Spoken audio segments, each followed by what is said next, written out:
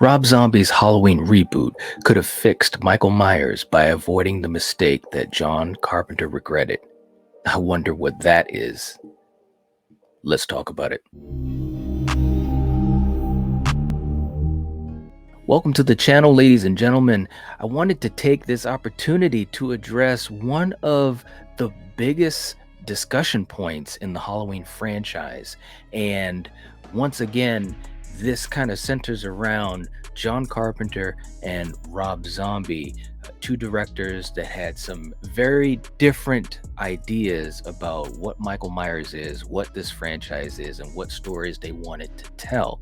Obviously, with John Carpenter being the originator, his game plan, his blueprint, his roadmap was the original. And so therefore, to me, it's cemented. Everything after that is a different version of what he already started. But we're going to be referencing an article that had just come out on Screen Rant, and I found it very interesting, and it made me think a lot about my own fandom with the franchise and my thoughts on this particular issue, and I wanted to present it to you all to see what you think. But first, before we do that, please don't forget to hit the like button. It helps to support the channel, and I'd appreciate it. And if you haven't subscribed to the Night Watch Zone, please do so, because we're having a blast talking about all these fantastic movies, and especially these fantastic horror movies. So the title of the article was saying that Rob Zombie's reboot could have fixed this Michael Myers issue or mistake that John Carpenter regretted. Now, before I even started reading this article, I already had an idea what this was, and it's obviously talking about the whole sibling angle. We all know that in Halloween 1978, that Michael and Laurie were not brother and sister. There's a lot of people that forget that, or they may not know it, or because everything after 78 had them related, they almost forget that originally that was not the game plan. They were said to be brother and sister in Halloween 2 from 1981. That girl, that Strode girl, that's Michael Myers' sister. And that was more so because, first of all, let me just back up. Carpenter did not want to do Halloween 2. We all know that. Some of you may not. So if you haven't heard about it, here you go. This is going to explain it. He did not want to do Halloween 2, but he was obligated by contract to do it. So as the story goes, he just kind of gritted his teeth. He sat down and he wrote out the script. Deborah Hill worked on it with him. And one of the biggest things he was trying to figure out, or one of the things he was trying to figure out, is why is Michael Myers going to go after Laurie Strode again? You know, what's going to make that connection between the two of them? And he most famously talked about how he drank, he was really hitting a wall trying to figure this thing out, but ultimately came up with the idea of the sibling angle, that they're brother and sister. Now, I'm going to be honest with you guys. As a kid, growing up with these movies, especially these earlier films in the franchise, it was always just ingrained in my mind that they were brother and sister. I actually saw Halloween 2 before I saw the original Halloween as a little kid. I was like maybe, I don't know, seven or 8 years old.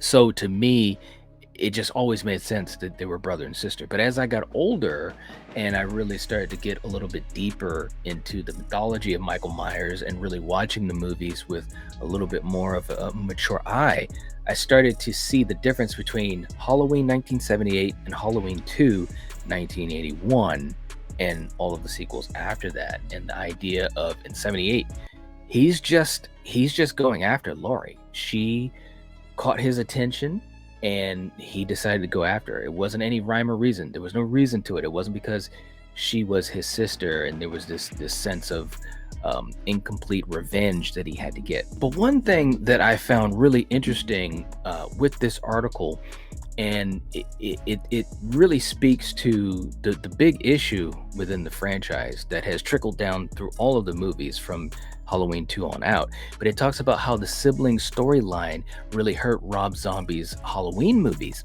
And I sat back and I thought about that, and I was like, it kind of did, because Rob Zombie wanted to explain more about Michael Myers, and by doing so, that opened the doorway for him and Laurie to be brother and sister, and it created all this extra stuff in the background, as far as just making him less mysterious.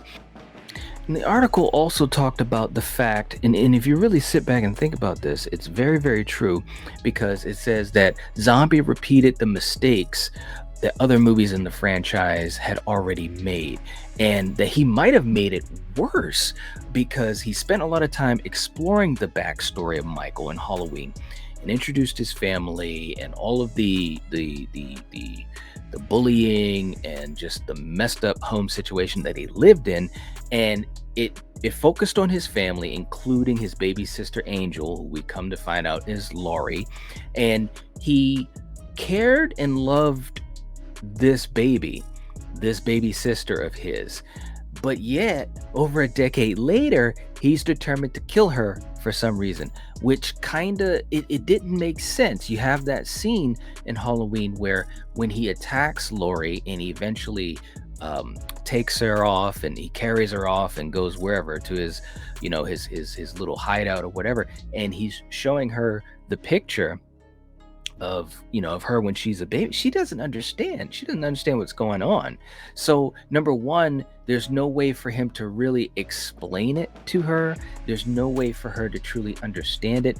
And even if she could understand it, I mean, they're not going to have a conversation. They're not going to have a sit down lunch and go over the old days. So it was kind of a situation where he pinned himself into a corner by presenting the story the way they did. The one thing that Halloween 2, I think, did really well, the 1981 Halloween 2, is that they explained that she was adopted. And so that whole idea of his connection to her as a baby was out the window. And it made like in Halloween 2, I guess what I'm saying, I didn't sympathize with Michael like you almost started to sympathize in Rob Zombie's Halloween. You get to that point where you realize, well, he really cared for her as a baby. His mother cared for him and the baby, and they were like the only three relationships, the only three people in that family dynamic that were decent and actually loved each other. So when he was trying to communicate with her with the picture, of course, he's not going to talk. Don't let Michael talk. And I'm thinking about at the end of Rob Zombie's Halloween 2. Don't let him talk, damn it. Michael, for God in heaven, die! But when he's trying to offer this picture to her and rekindle their relationship, you do have that moment where you kind of feel bad for him, but once you start doing that, you're going down a rabbit hole. We don't want to sympathize with Michael. We want him to be evil. He's a killer shark. He's a force of nature, and that's what we want from him. So it was an interesting choice that Rob Zombie made, but I do think that he would have been better off if he had kept them as not being related, or some way, somehow, they don't have that connection when she was a little baby. Maybe she was born after he was already sent to Smith's Grove. I mean, the timing is a little off and all that, but you get what I mean. I think he was just really pinning himself in a corner that way. Interestingly enough, the Halloween movies that Rob Zombie did, in that sense, they seem to make Michael less scary. And the article also talked about that. They said that when the movies were in development, when Rob Zombie's Halloween was in development, he talked about his vision for Michael Myers. And he had stated that he wanted to reinvent him and to make him scary again. He wanted him to be true to what a psychopath really is. He said he wanted to dive deeper into Michael's backstory, to add new life to him, to bring something new to the table. And I do respect that. Because at this point, you can't keep doing the same old thing. This was the ninth movie in the franchise.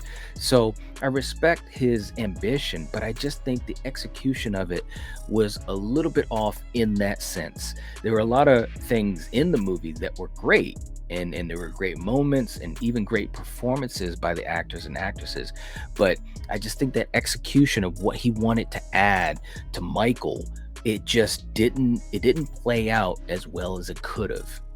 You're goddamn right. He said he wanted his motives to be ambiguous in order to raise the question of whether he was trying to kill Lori or just find her because he loves her. But that didn't turn out as he envisioned. Through the backstory he gave Michael, Zombie gave Michael clear reasons to be the way he is and justified his horrible actions, totally forgetting that the audience isn't supposed to sympathize with him. They have to fear him. Zombie's Halloween 2 made it worse as he gave Michael visions of his mother's ghost and a younger version of himself that told him to reunite with Laurie. An addition that was very out of place and did nothing to restore Michael's image and reputation as one of the scariest slashers in the horror genre. Yeah, I think that this is what makes doing a Halloween sequel very, very challenging, because you have to make a decision of how much you're going to reveal about Michael, how much you're going to reveal about his motivation and so forth. Now, Rob Zombie obviously went down the path of revealing quite a bit of his backstory, but, and I've said this so many times, that it's not just with Halloween, it's with pretty much any horror villain. Once you get to understand their motivations to that degree, you really put yourself on shaky ground, because the light is on that character. You know what I mean? And if it's a horror villain that doesn't speak, like Michael Myers or Jason, that's really difficult because they can't talk. You know, they can't explain things. Now, if it's a horror villain that can speak, or that has a very interesting dynamic or personality or history, like take someone like John Kramer, for instance, you know, you have a better chance of making that work, because now he's involved. You can use Tobin Bell to explain things. There's a backstory that might tie in, or should tie in to the current story. That can work. But more often than not, with these horror villains, you don't want to get into too much backstory, because you really just pin yourself in a corner. And when you talk about Michael Myers specifically, there was almost nowhere for Rob Zombie to go. That is one thing about the new trilogy, the David Gordon Green trilogy, that I was really happy about early on, when we were told that Michael and Laurie were not going to be brother and sister, because now it freed, you know, the characterization of Michael. Like, you could basically make him do anything, you know what I'm saying, as far as who he's killing, how it happens, and so forth. He's not just going after one person, because then you're gonna have to explain, well, why? You know, if it's his sister, well, why is he doing it? And not only that, but in Halloween 2018, you also had Laurie had a daughter, she had a granddaughter. So then the question probably would have been, well, if he's going after Laurie, is he going to go after Karen? Is he going to go after Allison? Again, I think it gets really, really messy. And I will be totally honest, I'll be point blank honest. As a kid, I didn't really look at it that way. I just kind of you know, they're brother and sister. He's going after, he wants revenge. But Michael Myers, to me, you know, the best representation of Michael Myers, there's no revenge, there's no anger, there's no he just is. He does what he does. And I think that's when he's at his scariest. Tyler Mane was amazing as Michael. You know, the attack scenes, the kill scenes, how he was very intense. That was really, really, I thought, amazing. But because we got the backstory and we saw in his performance, and again, no shade to Tyler, this is how he was directed. This was from Rob Zombie. His motivations, it was revenge. it was anger, it was out of spite, it was emotional. And I just think it's just a different way to portray Michael Myers. For some people, they love that better. And if you love that better, that's perfectly fine. There's no problem with that at all. We all have our different ways that we look at Michael, but I just think when he's that blank slate, when he's that force of nature, it's just like, man, it's like, why is he doing this? Again, when I was a kid, I didn't think about these types of things, and I still enjoy the sequels where Laurie and Michael are brother and sister. I still enjoy Halloween 4 and 5 and 6, where Jamie Lloyd is his niece. Although, and I've said this before, when you really think about Halloween 4, the whole idea of him going after this little girl, it's a pickle. It's challenging. They were very smart to bring in Ellie Cornell as Rachel to really kind of fill in that role as the quote unquote final girl, to kind of take some of that pressure off of Jamie as a character. Because again, if Michael's chasing a little girl, he should be able to get her and kill her. It should be like, boom, one and done, you're gone. So by bringing in Rachel and making them a team, that was a very smart idea. And plus, Halloween 4 is so Loomis centered. That also was a very smart idea, because Loomis was hunting Michael, trying to find him, trying to prevent another bloodbath. So Halloween 4 kind of skirted the family relationship issues by having this new final girl and Rachel involved, and having the story really center around Loomis. I think that's one of the reasons I enjoy Halloween 4 so much. It's because Loomis is on a mission. He is on a big mission. and I think that's part of the reason why I really love that movie so much. But one of the last things that the article had referenced was that zombies Michael Myers would be scarier if they were not related. And I have to totally agree with it. I think that it makes for a much better situation. Why is he coming after her? In Halloween 78, he went after her because she caught his attention. She came to the Myers house. She was singing that damn song as she's walking down the sidewalk, and he's watching her, and he's just like, okay.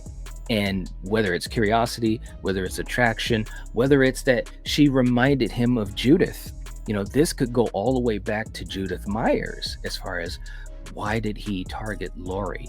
A lot of people do think of it that way. I've thought of it that way at times, where I'm like, well, I think he targeted Laurie because this was Judith. This was what he saw in Judith, and that's why he went after her.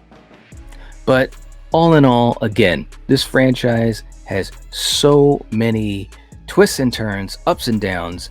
I look at what Rob Zombie went through to make his first movie, and then of course not wanting to make his second movie, but doing it because he was obligated by contract and because he didn't want to do a Halloween 3.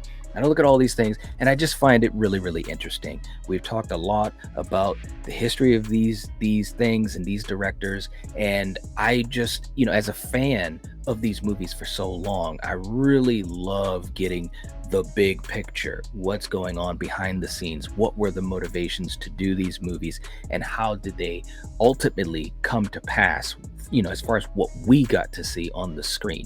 So anyways, guys, let me know what you think in the comment section down below. Do you think that Rob Zombie made a huge mistake in keeping the sibling angle between Michael and Laurie? Do you think that it would have been better off if he had kept them as just two people in this movie and Michael is coming after? However he might have set that up. Let me know what you think in the comment section down below. Please hit the like button. It helps to support the channel and I'd appreciate it. And if you have not subscribed to the Night Watch Zone, what are you waiting for? This is the time to do it. We're having a lot of fun talking about all of these wonderful things, talking about one of our favorite franchises in horror and Halloween, and so many others. So this is the time to do it. Hit the subscribe button and you can be a part of all of this fun conversation. Also, hit the join button next to the subscribe button. It will allow you to become a channel member and you can get exclusive perks, content, hangouts, watch parties, and so much more. And yeah, it helps us so much. Anyways, I'll catch you guys later. If you're watching this, if you're listening to this, you are the Night Watch. Peace.